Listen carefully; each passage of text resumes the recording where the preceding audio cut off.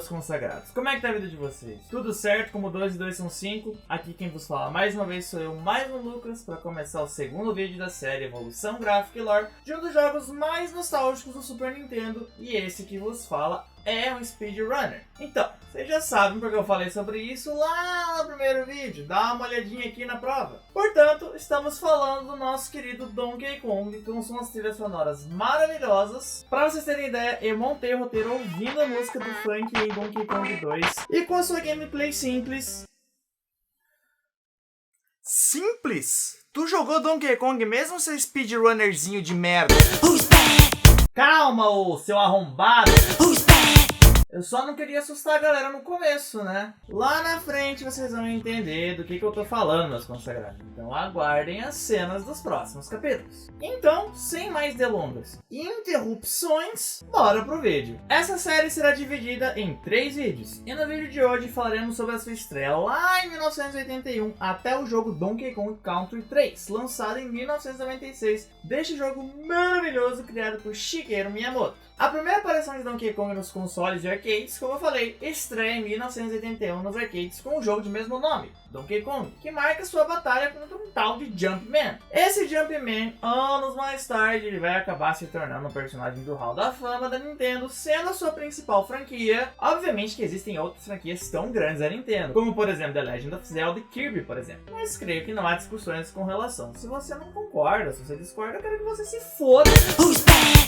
Brincadeira. Deixa nos comentários por que você discorda disso que eu tô falando, você já sabe onde eu quero chegar e a gente traz isso nos próximos vídeos. Ou não, eu vou pensar no seu caso com muito carinho. Então, é óbvio que eu tô falando do dono da piada mais infame da quinta série, o nosso querido Mario. Que Mario? O jogo ele é considerado por muitos o primeiro jogo da categoria de plataforma, pois ele é o primeiro jogo desses que utiliza o pulo como habilidade. Houve um jogo antes dele, houve Space Panic, só que é o primeiro que usa o pulo para desviar de objetos ou pular inimigos, passar por brechas, etc. Na história, a nossa querida primata havia raptado a princesa Pauline, e o objetivo do Jumpman, o objetivo do jogo, era resgatá-la. Gado demais. Vai fazer piada com gado de novo, cara? Mano, você não trabalha não? Ou seu trabalho é ficar com o ouvido colado na porta pra ver que hora que eu vou falar alguma besteira? Olha só, tô fazendo isso pro teu bem. Ah, mano, vai arrumar um emprego, seu desocupado.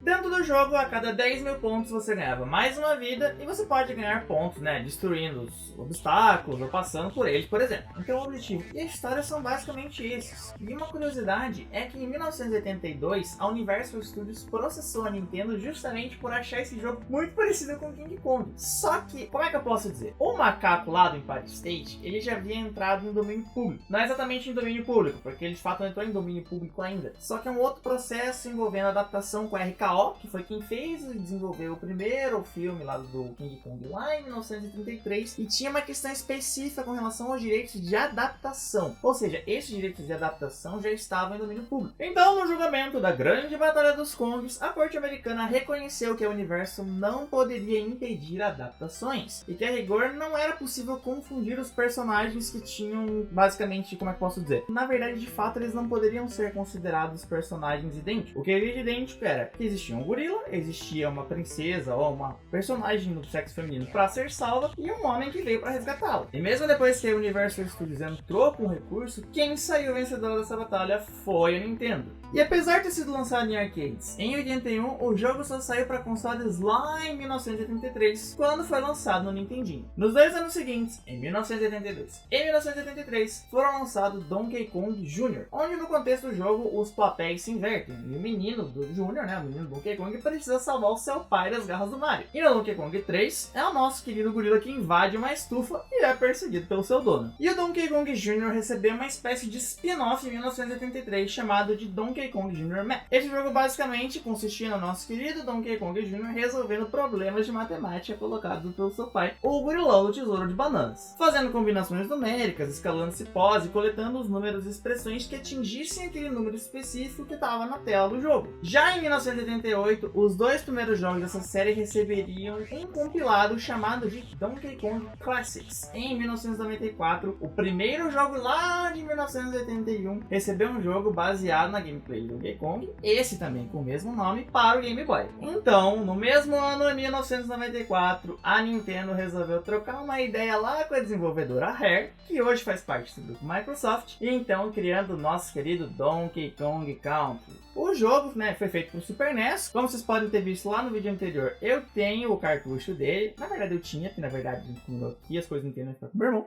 E os gráficos acabaram me surpreendendo bastante para os consoles em 16 bits, então o jogo acabou se tornando um grande sucesso. O jogo, além de Donkey Kong, ele introduz o personagem Diddy Kong, sobrinho do gorilão. Pode-se dizer que ele ficou para titio? A história do jogo se passa em Donkey Kong Island, ou a ilha do Donkey Kong, e se resume em acabar com os reptilianos ladrões de bananas, os Camlins, liderado por seu líder King K. Rool. O Donkey Kong ele tinha um tesouro de bananas enorme que foi roubado pelos jacarés malvadões da série. Então, passando através de 6 mundos, diversos chefes e regiões, eles vão atrás, né, dessa grande Banana Conquest, contando com a ajuda de Cranky Kong, para dar umas dicas e umas bengaladas, o Funky Kong para usar seu avião e viajar entre os mundos, e da King Kong para salvar o seu progresso no jogo, e também para mandar uns beijinhos durante o jogo. Igual eu pra vocês, seus lindos. Uma pequena curiosidade que ela é facilmente percebida conforme você vai avançando nos mundos, é possível ver a fase final do jogo se aproximando, que no caso é o navio Gangplank Galleon, comandado pelo King K. Rool. Esse jogo vendeu mais de 9 milhões de cópias, sendo um dos jogos mais vendidos da história do Super Nintendo. Ele foi adaptado para o Game Boy Color em 2000 e Game Boy Advance em 2003, Virtual Console do Wii em 2006 e Wii U em 2014, além de ter ganhado o modo pixel perfeito no New Nintendo 3DS em 2016. Em 1995, a Rare produz a sequência de Donkey Kong Country, o Donkey Kong Country 2 Diddy's Quest. A história de Donkey Kong Country 2, ela acaba se invertendo. O nosso querido gorilão estava descansando, suave, após derrotar o lagartão, quando chega uma nave chamada Flying Croc com alguns Kremlins. K. Rool está de volta, agora como Capitão K. Rool, e ele sequestra o Donkey. A Paulinha, nesse momento, ela fala assim: o karma é instantâneo, queridão. E eles levam para Crocodile Island, lar da família Lacoste. O Rool deixa uma carta dizendo que só libera o gorilão em troca das bananas que os coitados tinham acabado de recuperar. Portanto, o primeiro mundo de DK2 é a última fase de DK1, o Gangplank Galleon. E para ajudá-lo em sua quest, sua namorada Dixie vai ajudá-lo a resgatar o dono da franquia. Opinião minha, pessoal, e de muitos dos meus amigos, Donkey Kong Country 2 é de longe o mais difícil da trilogia. Por isso que queridão, que eu não vou ofender dessa vez, né? Tô mais tranquilinho agora. Veio me interromper aqui. Apesar de introduzir a mecânica de cabelo de helicóptero da Dixie, você não tem nenhum Kong forte para ajudar a derrubar os Camlins. Então, tipo, os Camlins maiores no caso. Então, além da dificuldade em si das fases, né? Principalmente do mundo 3 em diante, pra mim é bem maior na comparação ao Donkey Kong Country 1 e 3. Nota-se que por você ter que sempre ter um Kong mais fraco, a dificuldade do jogo aumenta, porque tem muitas fases que você tem muitos Kongs mais fortes que você tem que derrotar. E um outro ponto que eu queria muito destacar aqui, como opinião pessoal, é a trilha sonora da franquia. A trilha sonora do primeiro Donkey Kong já é incrível, mas pra mim, a trilha sonora de Donkey Kong 2 é a melhor trilha dos jogos da franquia. David Wise, você está de parabéns, meu consagrado. E o Donkey Kong 2 vendeu em torno de 5 milhões de cópias e também foi um campeão de venda nos jogos do Super NES. Os gráficos mantiveram a mesma qualidade gráfica de Donkey Kong Country 1. Ele foi adaptado para o Game Boy Color em 1996, para o Game Boy Advance em 2004, para o Virtual Console de Wii em 2007 e Wii U em 2015, no Nintendo 3DS em 2016 e no serviço Nintendo Switch Online e Nintendo Switch em 2020. Uma curiosidade sobre esse jogo é que existia um bug no nível Castle Crash, que consistia basicamente em, com o Diddy sendo o principal, pegar o primeiro barril de DK, que é como você salva seus amiguinhos, e segurá-lo contra uma parede. O jogador ele vai soltar o barril e pegar ele rapidamente novamente, o barril vai se quebrar, mas ele vai agir como se ele ainda estivesse segurando o barril. E quando você quebra esse barril invisível, o Diddy ele vai se transformar em várias possíveis coisas. Então ele pode se transformar no sprite preto, às vezes amarelos do Cleaver, um sprite preto do Squitter ou de um ferrão, um Cluba ou um Carro multicoloridos, ou até mais raramente uma bala de espinhos coloridas da arma do Carro. Porém, esse bug podia gerar consequências desde a corrupção dos arquivos de salvamento até, em alguns casos mais severos, danificar o próprio Super NES. O jogo ainda conta com o Funk para ajudar com os aviões, com o Crank para dar aqueles conselhos marotos, e agora quem salva seus jogos é o Wrinkly Kong, não é mais a Candy. E mantendo as qualidades gráficas lá do seu antecessor de 1996, temos Donkey Kong 3, Dixie's Double Trouble. Esse jogo ele trouxe algumas mecânicas novas para dentro da franquia. O Team Up, ou ajuda de equipe, permite que o novo personagem Kid Kong, que é o primo da Dixie, arremesse a Dixie para cima ou para frente, podendo se utilizar do Team Up para derrubar inimigos, para acessar áreas de difícil acesso, entre outras coisas. Assim como a Dixie, que com certeza não vai precisar de academia depois de erguer o Kid, pode erguer o grandalhão também para quebrar algumas áreas no chão ou também para acessar áreas de difícil acesso. Já no enredo, para comemorar a vitória sobre o Carro de novo, quem apanha mais, o Carro ou o sugador de almas de Outworld? O Donkey e o Diddy saem em busca de bananas em novas terras. Porém, eles começam a demorar muito para voltar e descobre-se que um vilão chamado Chaos sequestrou os dois. Meu Deus, DK, agora eu entendi porque que é Donkey Kong. Que pariu, vai ser bobo assim no Polo Norte, cara. Então eles estão no lugar chamado de Cremisfério Norte. O Chaos, na verdade, é um robô controlado por um certo Kremlin que gosta de mudar de nome. O nosso querido Carro, que não dá um sossego pros coitados, mas agora ele é todo chique, socialite, com o seu nome de Baron K. Rollenstein. Eu tenho um palpite de que, pelo contexto de cenário do primeiro confronto, é uma homenagem a um tal de Frankenstein, mas isso talvez seja só um palpite meu. Cara, é um castelo cheio dos raios que tem um bicho que ele criou fazendo um monte de coisa assim, então meio que dá pra suspeitar, né? Então a quest se passa em torno de salvar o Donkey e Diddy das garras do Roll Chaos, passando por todas as 48 fases e 8 mundos do jogo, que possuem cenários de selva, neve e água, entre outros. Além do nosso querido Funk, que nesse jogo na verdade ele é um marceneiro de barcos, e da nossa querida Wrinkly para salvar os seus jogos, eles também contam com a ajuda dos irmãos Urso, ou os Brother Bears, que te ajudam às vezes com dicas, com itens, e que também te ajudam com, de certa forma, liberar os Banana Birds dentro de algumas áreas. Desde que em alguns casos eles sejam pagos para isso. A gente tem o Swank, que é um showman nato, e que te coloca, para colocar em provas e minigames, em troca de moedas, de prata, para competir contra a voz experiência desse jogo. É os minigames contra o Cranky Kong.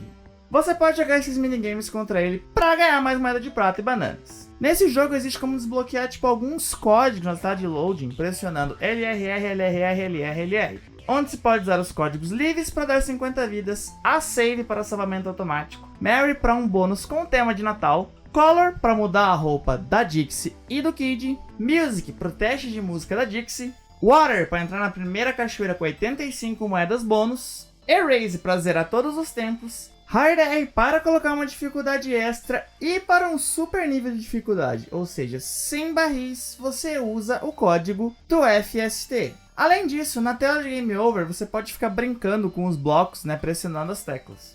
E outra coisa bacana é que você pode utilizar buzinas secretas no Hovercraft e no Turbo Ski, segurando o X e pressionando LR ao mesmo tempo. Tem a tela cucaracha.